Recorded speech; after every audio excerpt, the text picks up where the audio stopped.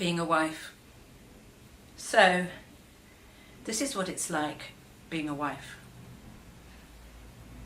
The body, I remember feeling as big as America in the thighs, so far away his hand had to ride in an aeroplane to get there.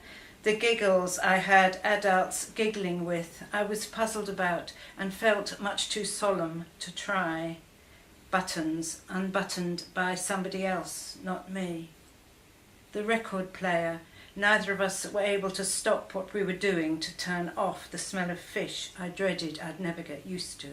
The peculiar, leering, antediluvian taste I preferred not to taste.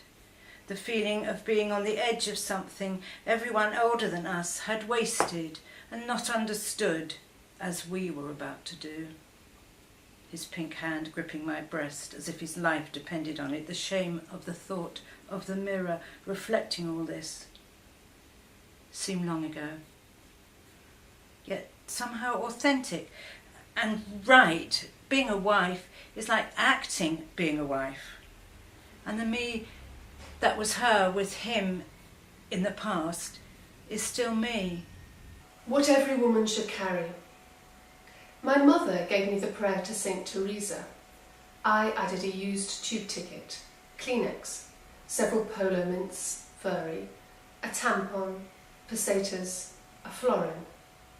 Not wishing to be presumptuous, not trusting you either, a pack of 3. I have a pen. There is space for my guardian angel. She has to fold her wings. Passport, a key. Anguish at what I said, didn't say, when once you didn't need me. Anodyne, a credit card. His face the last time. My impatience, my useless youth. That empty sack, my heart. A box of matches.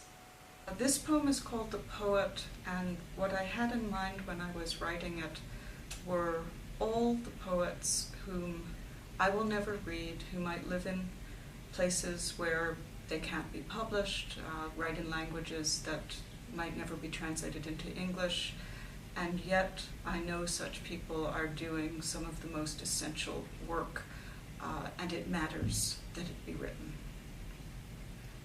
The Poet. She is working now in a room not unlike this one, the one where I write or you read. Her table is covered with paper.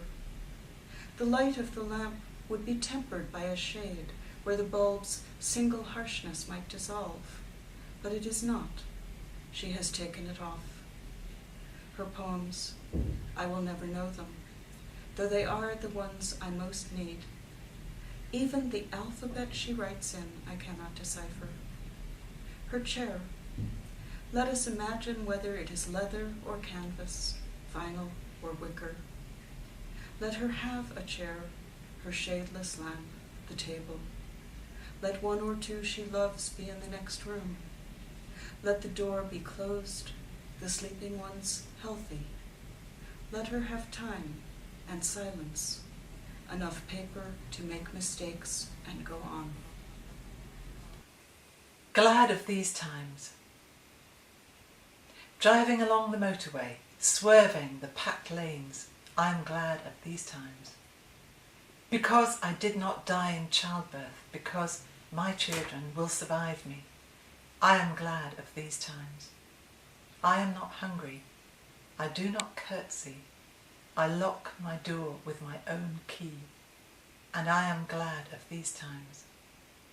Glad of central heating and cable TV, glad of email and keyhole surgery, glad of power showers and washing machines, glad of polio inoculations, glad of 3 weeks paid holiday, glad of smart cards and cashback, glad of 20 types of yogurt, glad of cheap flights to Prague, glad that I work.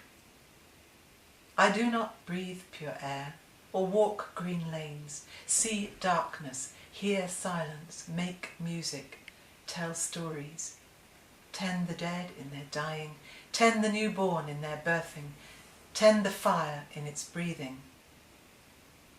But I am glad of my times. these times, the age we feel in our bones, our rage of tire music, speed annulling the peasant graves of all my ancestors. Glad of my hands on the wheel and the cloud of grit as it rises where JCBs move motherly, widening the packed motorway.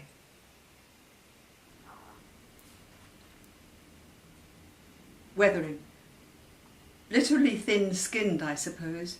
My face catches the wind off the snow line and flushes with a flush that will never wholly settle. Well, that was a metropolitan vanity, wanting to look young forever, to pass. I was never a pre-Raphaelite beauty, nor anything but pretty enough to satisfy men who need to be seen with passable women. But now that I'm in love with a place which doesn't care how I look or if I'm happy, happy is how I look, and that's all. My hair will turn grey in any case, my nails chip and flake, my waist thicken, and the years work all their usual changes. If my face is to be weather-beaten as well, that's little enough lost. A fair bargain for a year among lakes and fells, when simply to look out of my window at the high pass makes me indifferent to mirrors and to what my soul may wear over its new complexion.